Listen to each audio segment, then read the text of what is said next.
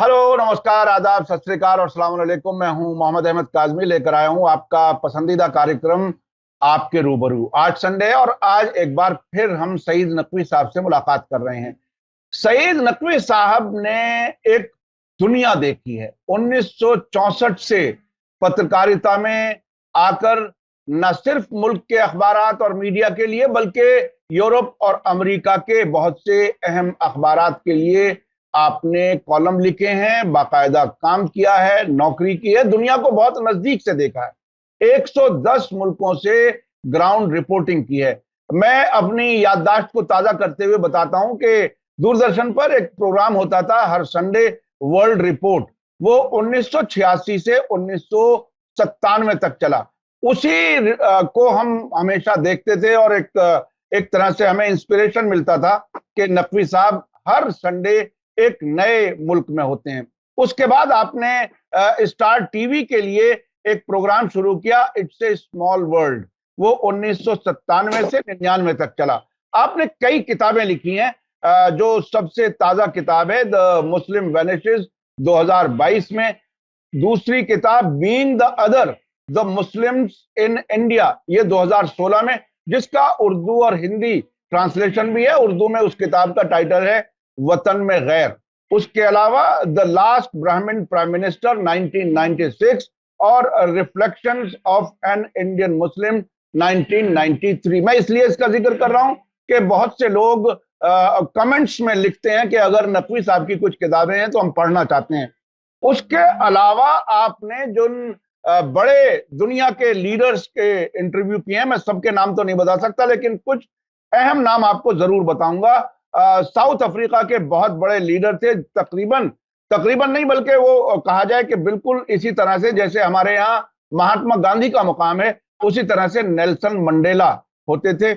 इसके अलावा Fidel Castro Cuba से, मोहम्मद गद्दाफी लीबिया से, हेनरी किसिंजर अमेरिका से, बेनजीर भुट्टो पाकिस्तान से, मोहम्मद नजीबुल्लाह अफगानिस्तान और हामिद करजई अफगानिस्तान और इजराइल के शेमन पेरेज, ये कुछ अहम नाम हैं। और मैं इसमें इसका जिक्र कर रहा था नकवी साहब से शुरू करने से पहले कि कभी हम नकवी साहब से बात करेंगे कि आपने जिन लोगों का इंटरव्यू किया उनमें 3 लोग ऐसे हैं जिनका असैसिनेशन हुआ है बाद में।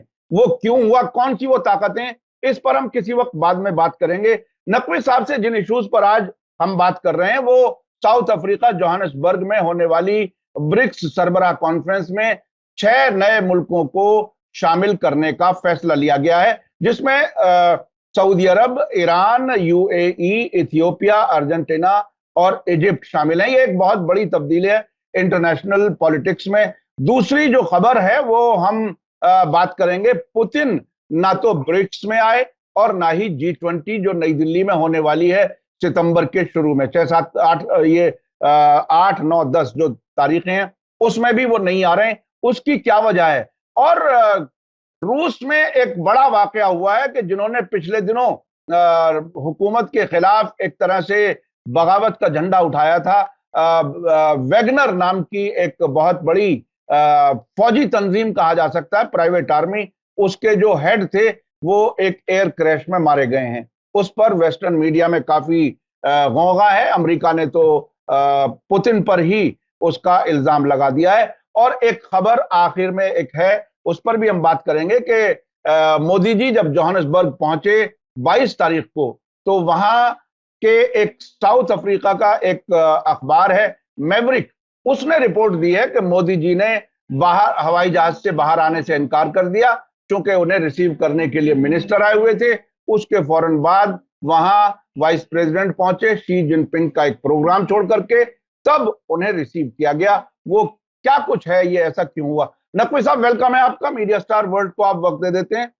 आप ये बताइए कि ये जो ब्रिक्स वाला वाकया है, क्योंकि आपने पिछले प्रोग्राम में ब्रिक्स के बारे में काफी कुछ बताया था, क्या जो नतीजा सामने आया, 2 चीजें, 6 मुल्कों के को शामिल करना और डॉलर के खिलाफ कुछ फैसले हैं। अभी शायद उस पर कॉन्क्रीट कुछ चीजें नहीं आई हैं, लेकिन डॉलर को अलग करने की तैयारी है, डी डॉलराइजेशन जिसे कहते हैं। आप इसे कैसे देखें?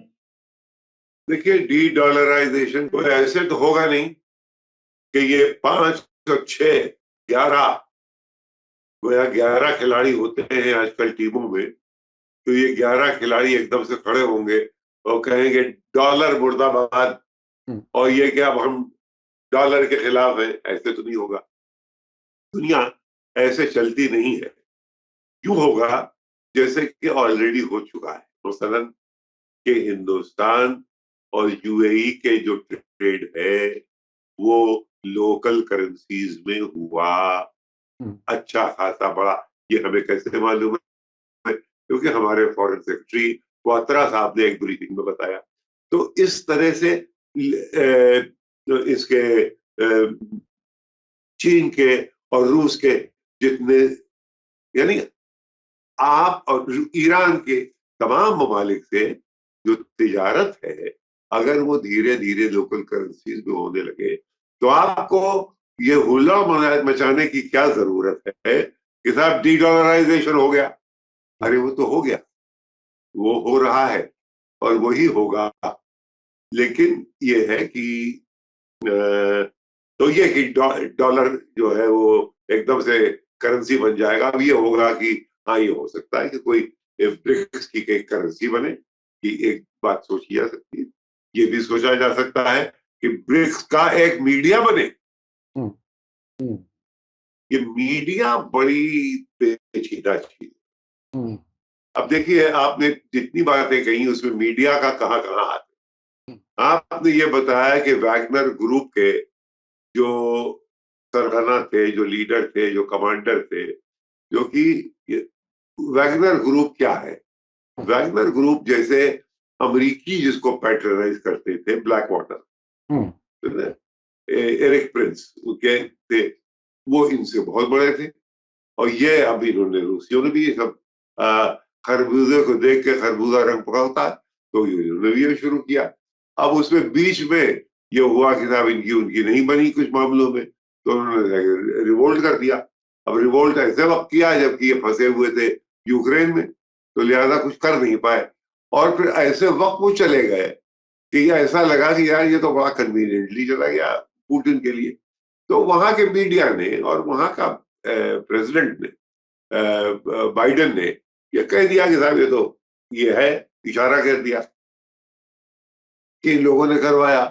अब यह है कि देखिए, ये चीजें जो है, ये एलिगेशन, ये पहले इस तरह से नहीं लगाए जाते थे। ये एलिज आपने कहा, भाई प्रूव हो जाए बात, तो आप कहिए कि भाई ये तो बहुत बड़ा एलिगेशन है। यानी पुतिन के लिए सेनेटर लिंडसे ग्रैहम ने तो खुल के अमेरिका में ये कहा कि इस आदमी का असैसिनेशन हो जाना चाहिए। समझे ना? हम्म, ये उसकी खबर आज तक नहीं आ रही है। हाँ, हाँ? अब तो अच्छा, मीडिया, मैं एक दो बातें और कह लूं, हाँ, क्योंकि ये सारा अफसाना मीडिया का है। आपने हाँ, सवाल किया कि पुतिन यहां क्यों नहीं आ रहे हैं। पुतिन ब्रिक्स में इसलिए नहीं गए क्योंकि वहां पे तो कोई अमेरिकी प्रेजेंस थी नहीं। वहां पर कोई वेस्टर्न मीडिया, एक वो जैसे कि कोई गैंगस्टर्स की तरह तो आता नहीं वहां पे। वहां पे ये इसलिए नहीं गए कि एक लीगल मैटर था कि इंटरनेशनल क्रिमिनल कोर्ट ने इनके खिलाफ एक वारंट जारी कर दिया है। इंटरनेशनल क्रिमिनल कोर्ट पे असरात वेस्ट के बहुत ज्यादा हैं। लिहाजा उसने एक, आपने ये चला दी एक पख के लीजिए, ये कि इनके खिलाफ वारंट। इत्तेफाक से इंटरनेशनल क्रिमिनल कोर्ट का जो उसकी सिग्नेटरीज हैं, उनमें साउथ अफ्रीका भी है। साउथ अफ्रीका भी रोम प्रोटोकॉल्स को मानता है। अब ये अगर वहां पे जाए और प्रोटोकॉल साउथ अफ्रीका के हाथ में हो कि भाई जाओ उसको अरेस्ट करो, तो जाहिर है कि इतनी बड़ी समिट में सिरिल रामाफोसा, जो कि वहां के प्रेसिडेंट है इस वक्त, वो अरेस्ट न करते, कोई ना कोई बहाना बना देते। लेकिन ये सोचा गया कि उनको क्यों एम्बेरस किया जाए, लवरॉफ चले जाते हैं। और वैसे ही पुतिन साहब बिजी हैं यूक्रेन की जंग में अकेले, कि वहां तो जरूरत थी ये लीगल मैटर था ब्रिक्स की समिट पे। लेकिन यहां ना आना क्यों नहीं आया था? उसकी नवीयत दूसरी है। उसकी नवीयत वही है जिस वजह से ये बाली G20 की समिट में, जो कि पिछले नवंबर में हुई थी, वहां नहीं गए थे। वहां जिस वजह से नहीं गए वो वजूहात अभी भी मौजूद है। तो लिहाजा इनका यहाँ आना वैसे ही मुज़िर समझा जा रहा था। खुद रूसी कह रहे थे कि भाई ऐसा ये हो ना पाएगा। क्यों? बड़ी दिलचस्प बात है। डर है वेस्टर्न मीडिया का कि वेस्टर्न मीडिया, यहां पे बाइडेन साहब ने कह दिया कि मैं आऊंगा। अच्छा, अब यहां वो जाएंगे तो पूरा वेस्टर्न मीडिया जाएगा, वो जाएगा। और पुतिन जो है वो डेविल है, वो सेटन है, वो हिटलर है, वो बुचर है, उनको वो असैसिनेट कर दिया जाए। ये इमेज, ये छवि, यानी ये तबर्रा उनके लिए ये पढ़ा जाता है रोज उनको। अच्छा, बिल्कुल यही सद्दाम हुसैन के लिए, बिल्कुल यही बशार अल असद के लिए, और अब से 200 साल पहले चले जाइए, बिल्कुल यही वाजिद अली शाह के लिए कि भाई अच्छा खाता, बहुत ही कलरफुल और बहुत ही पॉपुलर, इतना पॉपुलर था कि बेंजामिन डिज़रायली ने हाउस ऑफ कॉमन्स में कहा कि तुमने उस आदमी को शेयर दिया है जिसको कि वहां के लोग खुदा समझते हैं। ये वर्ड्स है उसके। और लेकिन वो डिबॉश है, और वो बस रक्स और शरर और शराब, और ये क्योंकि कुछ गलत, सब कलर बयानी, एग्जैजरेशन। तो ये एक वेस्टर्न मीडिया का तरीका है कि डिमोनाइज कर देना। उसमें क्या पता चलता है आपको? अगर हम आपको डिमोनाइज करने लगे तो हमारा बैलेंस कहाँ गया? भाई, एक तो इंडिपेंडेंट मीडिया की सबसे बड़ी, मैं खुद जब स्टेट्समैन में था, मैंने एक दफा लफ्ज गोबेल्स इस्तेमाल कर दिया था एक रिपोर्ट में। यहां मैं बुला लिया गया, जयपुर से बुला लिया गया स्टेट्समैन के एडिटर से कि देखो, जब तुम लफ्ज गोबेल्स इस्तेमाल कर रहे हो तो तुम इम्प्लीकेशन से किसी को हिटलर कह रहे हो। इस तरह ये बैलेंस लूज करना हमारे कॉरेस्पॉन्डेंट के लिए गलत है, मुझे है। मुझे बाकी बुला के जयपुर से यहाँ मुझे लेक्चर दिया गया।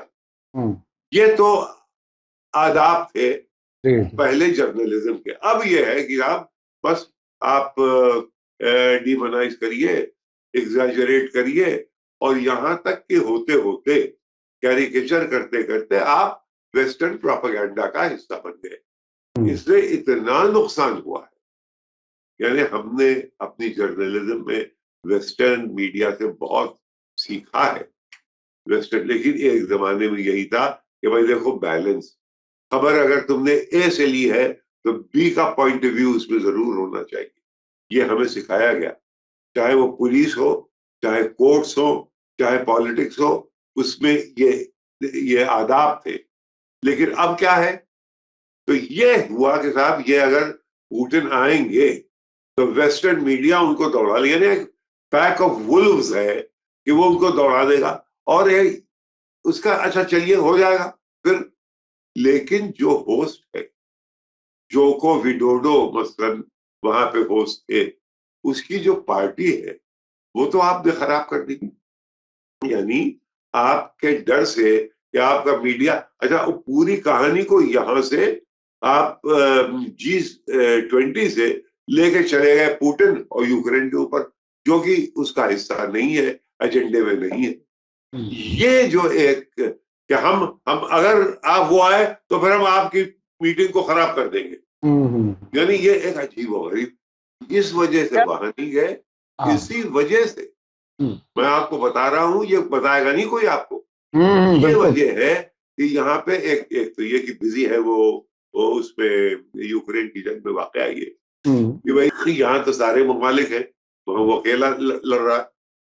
लेकिन तो एक तो ये था, लेकिन उसके बावजूद वो आ सकता था। लेकिन डर यह कि यहाँ मोदी साहब की पार्टी खराब हो जाएगी। यहाँ पे सिवाय उसके कि Putin Putin Putin, Ukraine Ukraine Ukraine. अच्छा, यूक्रेन का मामला क्या है?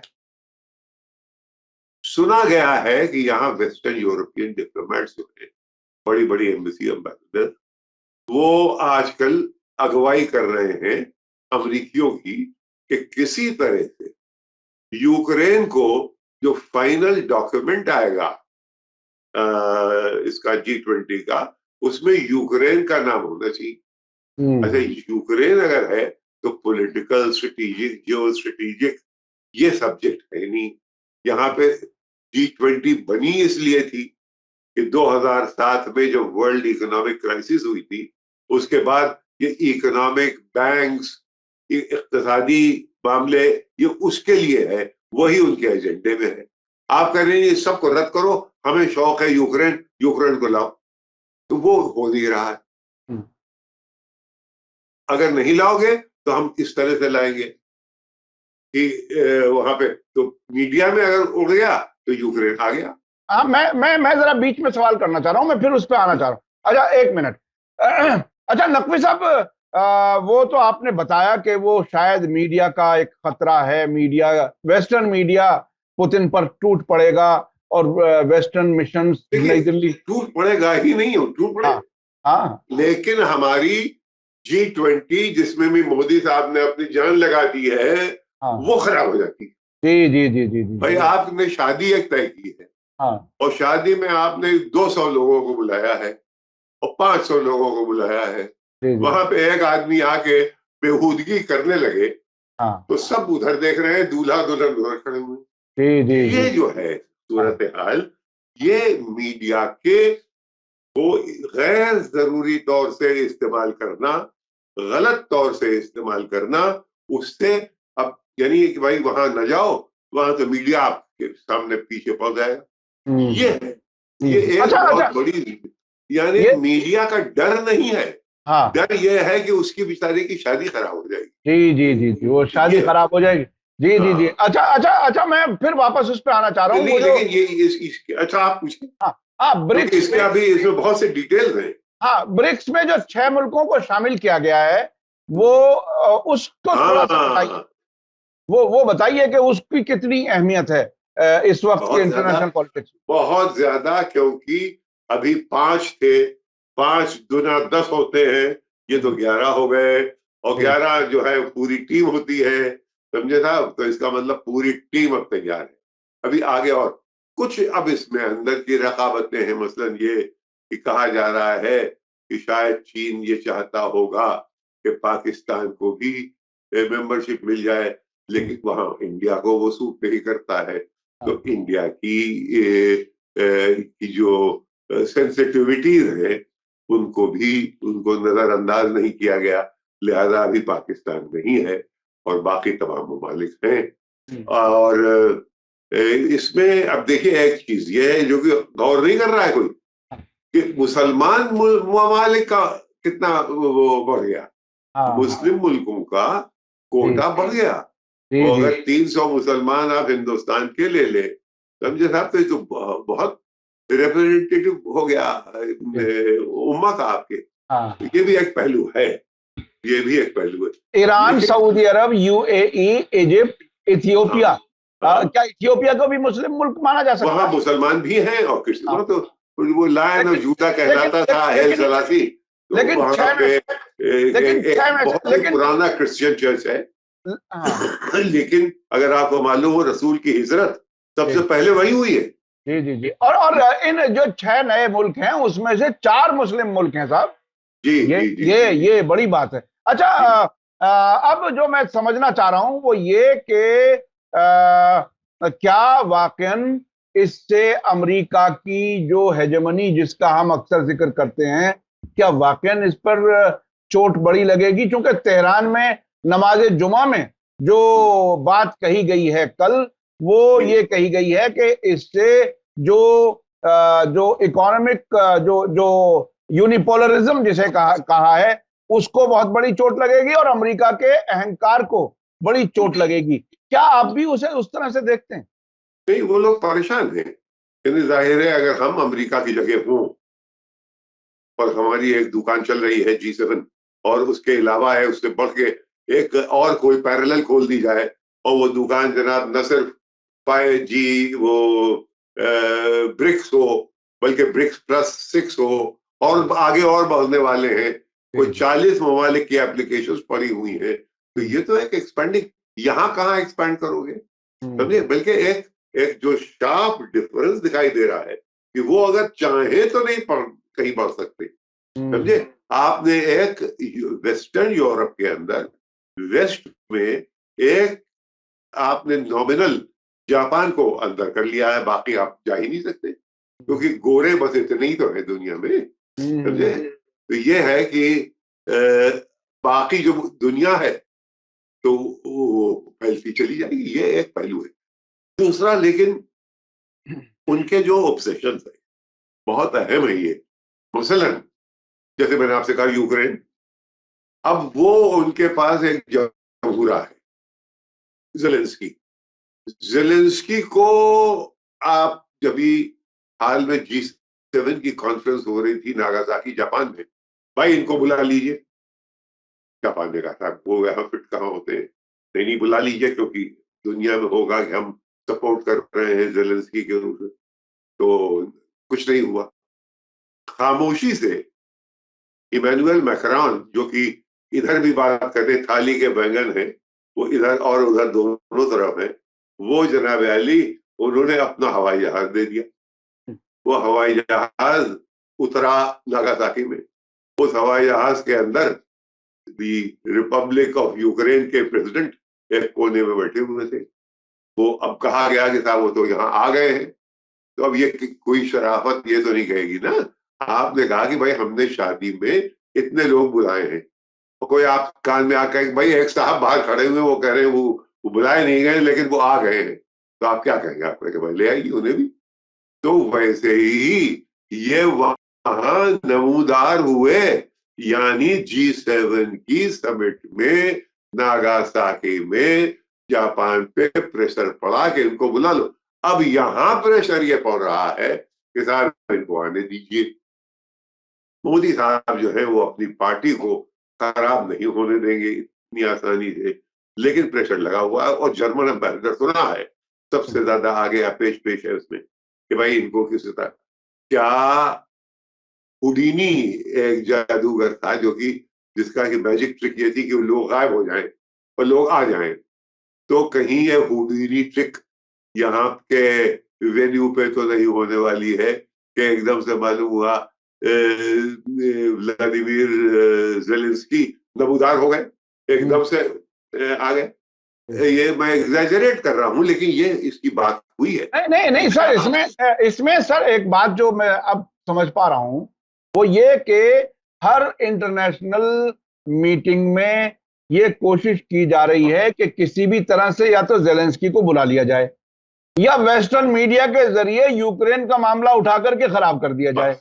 ये हम तुम्हें अभी अभी नहीं, अभी हम अभी हमने, हाँ जेलेंस्की को हम नेटो का मेंबर नहीं बना सकते, जेलेंस्की को हम EU का मेंबर अभी नहीं बना सकते, जेलेंस्की को वो हथियार नहीं दे सकते जो वो मांग रहा है, जेलेंस्की को हम वो दे सकते हैं जो कि हम दे सकते हैं, और लेकिन जेलेंस्की के आइडिया को बरकरार रखने के लिए मीडिया जो है उसका हम इस्तेमाल वहां वहां करेंगे, जहां भी कोई इवेंट हो रहा होगा वहां हम पहुंच जाएंगे। जैसे यानी इमेज देते हुए, जैसे यहाँ पे वो नाच करते हुए लोग आते हैं ना, उनको पता चल गया इनके घर में बच्चा होने वाला है, तो वो बाहर बाहर आके ताली ठोक के नाचने लगते हैं कि भाई हमको पैसे दो। तो ये इस तरह क्या है कि भाई तमाशा हम करने के लिए पहुंच जाएंगे और मीडिया आ जाएगा, लेकिन इसको जिंदा रखने के लिए ये तरीकाकार है भाई। यानी अगर आप इसको गौर से देखें तो ऐसा लगता है जैसे कि ये हाथ हम हार गए। यानी अगर हम इन ट्रिक्स के ऊपर उतारू हो जाएं तो इससे तो ये साफ आया है कि हम शायद ये खेल हमारे हाथ से गया। हाँ, ये वो इशारा है। अच्छा अच्छा, मैं वक्त जरा कम रह गया है। एक चीज जो मैं समझना चाह रहा हूं, चूंकि आपने रशिया को और एक जमाने में सोवियत यूनियन जब था, आखिरी प्रेसिडेंट का आपने इंटरव्यू भी किया था, हमें याद है। और उसके अलावा इस यूक्रेन जंग के दौरान भी वहां के कुछ जिम्मेदारान से आपकी बात हुई थी। उनका इंटरव्यू हमने अपने यहाँ मीडिया स्टार वर्ल्ड पर भी चलाया था। और आप वहां बहुत बार जा चुके हैं, मॉस्को आपके लिए कोई नई जगह नहीं है। तो वहां से जो ये खबर आ रही है, वैगनर के जो सरबराह हवाई जहाज के क्रैश में मारे गए हैं, जिसको रूस एक्सीडेंट बता रहा है, अमेरिका साजिश बता रहा है। एक बात जो पुतिन ने एक स्टेटमेंट दिया है, उसमें यह कहा है कि वो टैलेंटेड आदमी था, लेकिन जिस आदमी ने कुछ सीरियस गलतियां की हैं, ये उस सरबराह के बारे में जिसका नाम येवगेनी प्रिगोजिन, वो क्या कुछ है आपके नजर में? उसमें और मैं ये है कि देखिए, इस किस्म की दुनिया में बड़ी बड़ी साजिशें हो चुकी हैं, इससे बड़ी साजिशें हो चुकी हैं। सीआईए का अगर आप हाथ देखें तो कहां कहां ये मुलविस नहीं है, कहां नहीं है मुलविस। केजीबी ने इस किस्म की हरकतें की है, और ये कि ये इनको गायब करने में इंटेलिजेंस एजेंसीज का हाथ है, अल्लाह जाने। ये हम जानते नहीं है, लेकिन यह कि इस किस्म इतना बड़ा हादसा हो जाए, उसका एलिगेशन लगा देना बगैर किसी प्रूफ के, मेरे हमारे भाई जो जो जर्नलिज्म हम सीखे हैं उसके हिसाब से ये गलत होगा। लेकिन हाँ, हम ये रिपोर्ट कर सकते हैं कि बाइडन साहब ने ये एलिगेशन दिया है, पुतिन ने इसको रद्द किया है। हम दोनों तरफ के पॉइंट ऑफ व्यू को हम सामने रख रहे हैं कि भाई ये हुआ है। अच्छा अच्छा, हमने बैकग्राउंड उसका ये है। जी जी जी हमने कुछ पॉलिटिशियंस को एक आखिरी खबर जो बहुत ही लाइटर मूड में, वो ये कि साउथ अफ्रीका से जो खबर है, वहां का एक अखबार है जिसका नाम है मैवरिक, उसने खबर ये दी है कि मोदी जी जब पहुंचे जोहानिसबर्ग एयरपोर्ट पर, तो वहां एक मिनिस्टर पहुंचे हुए थे रिसीव करने के लिए, लेकिन मोदी जी हवाई जहाज से बाहर आने से उन्होंने इनकार किया। और उसके बाद फौरन वहां जो वाइस प्रेसिडेंट हैं, वो पाल मशालिसे, वो फौरन आए शी जिनपिंग का एक प्रोग्राम छोड़ करके, तब मोदी जी हवाई जहाज से उतरे। हमने इससे पहले कुछ वाकयात देखे हैं डोनाल्ड ट्रंप के, किसी इंटरनेशनल मीटिंग में कुछ दूसरे मुल्क के हेड ऑफ स्टेट को ऐसे धक्का लगा करके ऐसे खड़े हो जाना, टाई जरा सीधी करके। ऐसे ही हमने कहीं मोदी जी को भी देखा है कि कैमरे में कोई और ना आए। ये वाला वाकया अगर अगर सही हो तो आप इसे कैसे दें? भाई ये वाकया, क्योंकि वहां पे दोनों तरफ से के मुल्कों से इसका रिएक्शन आ चुका है हाँ। कि एक तो ये है कि ऐसा कुछ नहीं हुआ, दूसरा ये हुआ कि हाँ ऐसा हुआ, और फिर वाइस प्रेसिडेंट जो कि सी जिनपिंग के किसी फंक्शन में बिजी थे, वो छोड़ के यहाँ फौरन आए और तब ये निकले। अब इसके बारे में मुझे डिटेल मालूम नहीं है, लेकिन हो सकता है, क्योंकि मोदी साहब, मोदी जो है, उनका एक सेल्फ एस्टीम इस वक्त जितना है, और खासकर इंटरनेशनल स्टेज पे, उतना किसी लीडर का बहुत हाल में नहीं रहा। बहुत सिर्फ मैंने उनकी इंपॉर्टेंस देखिए कि इधर अमेरिका भी मलकुल मौत अड़े हैं कि मैं जान लेके टलूं, उस सर पर सजदा है मसीहा कि मेरी बात रहे। उधर अमेरिका भी कह रहा है कि भाई देखो लो, अभी जब जून में ये वाशिंगटन गए थे तो इनको वो टेक्निकल डेलिकेट खामोश सीक्रेट असलहे, यानी वो डिटेल्स, वो वाली जो कि असलहे तो बहुत से मिल जाते हैं, लेकिन उनके अंदर इतने साइंटिफिकली मुबहम इनको वो चीजें दे दी गई जो कि अमेरिका सिर्फ अपने एलाइज के लिए रखता है, और हिंदुस्तान अपने आप को अमेरिका के एलाइज करते हुए झिझकता है। वो कहता है भाई हम तुम्हारे पार्टनरशिप हो सकती है, हम अलायंस के खिलाफ है। तो एक तरफ तो इधर से ये भी ले रहे हैं, दूसरी तरफ आपके असरात ब्रिक्स में भी हैं, एक आपको उधर चीन वाले ये देख रहे हैं कि भाई ये तो अमेरिका से इसको अगर इधर लाने के लिए कुछ थोड़े से कंसेशन हम कर सकते हैं तो करो, वरना ये तो अमेरिका की तरफ ज्यादा बढ़ता चला जाएगा। तो ये कशीदगी जो इंटरनेशनल सिस्टम में है उसका फायदा उठाना एक तीसरे पॉइंट को, ये एक बहुत ही कॉमन, इसको कहते हैं इटर्नल ट्रायंगल। अच्छा, इसके बारे में जो हमारे पुराने सफीर टी एन कॉल, जिनको हम लोग टिकी भाई कहा करते थे, जो कि फॉरेन सेक्रेटरी भी थे, एम्बेसडर रहे हैं मॉस्को में, वॉशिंगटन में, लंदन में, हर जगह, उनका कहना था, वो कहते थे वॉशिंगटन, न्यू दिल्ली, बीजिंग, ये टेंटलाइजिंग ट्रायंगल है। यानी यहां यह है कि भाई अमेरिका कहीं ना समझौता कर ले, अमेरिका को यह है कहीं हिंदुस्तान का समझौता ना हो जाए, समझे?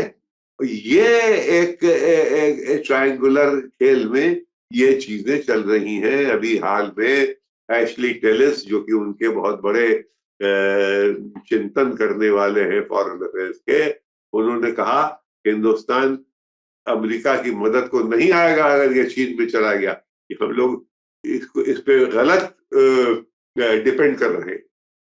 ये अभी हाल में एक जुमला और, अभी इकोनॉमिस्ट में हेडलाइन है, what if India and China makeup, अगर हिंदुस्तान और चीन में समझौता हो जाए तो, यानी एक डर ये। अच्छा, एक मैंने आखिर में कंक्लूड करते हुए मैं एक बात बताऊं, पिछले दिनों सोशल मीडिया पर किसी ने भारत की फॉरेन पॉलिसी पर जो कमेंट किया वो बहुत ही इंटरेस्टिंग है। उसमें ये कहा गया कि ये बहुत ही दिलचस्प है, और वो इस तरह से कि एक तरफ तो भारत ब्रिक्स में चीन के साथ है, और दूसरी तरफ चीन को कंटेन करने के लिए जो क्वाड बना है उसका भी हिस्सा है भारत, उसका भी हिस्सा है भारत। तो ये एक ऐसी, ये रूस के सर्कसों में कुछ एक ऐसे चमत्कारी राइडर्स हुआ करते थे जो 2 घोड़ों पर बैक वक्त खड़े खड़े दौड़ते थे चारों तरफ, हमने वो देखा हुआ है। तो 2 घोड़ों पे चलना ये मेरे ख्याल में एक नई हिंदुस्तान की रविश है, जिसमें कि हालांकि डिप्लोमेसी में यही होता है, इधर भी शेख भी खुश रहे, शैतान भी नाराज ना हो। इसी में इधर से भी वो मंकी बिटवीन टू कैट्स, वो बंदर बीच में है, बिल्ली से रोटी इधर भी ली, बिल्ली से रोटी इधर भी ली, और उसमें जब तक कि बिल्लियां देखती रहे और वो उनकी रोटी खत्म, ये होने वाला नहीं है, कहीं सप्लाई ना खत्म हो जाए। जी, बहुत शुक्रिया नकवी साहब, आपके जो तजर्बात, आपकी बातें, आप जिस तरह से कनेक्ट करते हैं चीजों को, इंटरनेशनल जो कुछ होता है वो बहुत ही मालूमाती होता है और इंटरेस्टिंग भी होता है। नतीजा जो आप देते हैं वो भी बहुत ही अहम है। बहुत बहुत शुक्रिया सईद नकवी साहब। इसी के साथ मुझे दीजिए इजाजत। धन्यवाद, शुक्रिया। जय भारत, जय। मीडिया स्टार वर्ल्ड के और वीडियो देखने के लिए हमारे चैनल को सब्सक्राइब करें और सीधे नोटिफिकेशन पाने के लिए बेल आइकन दबाएं।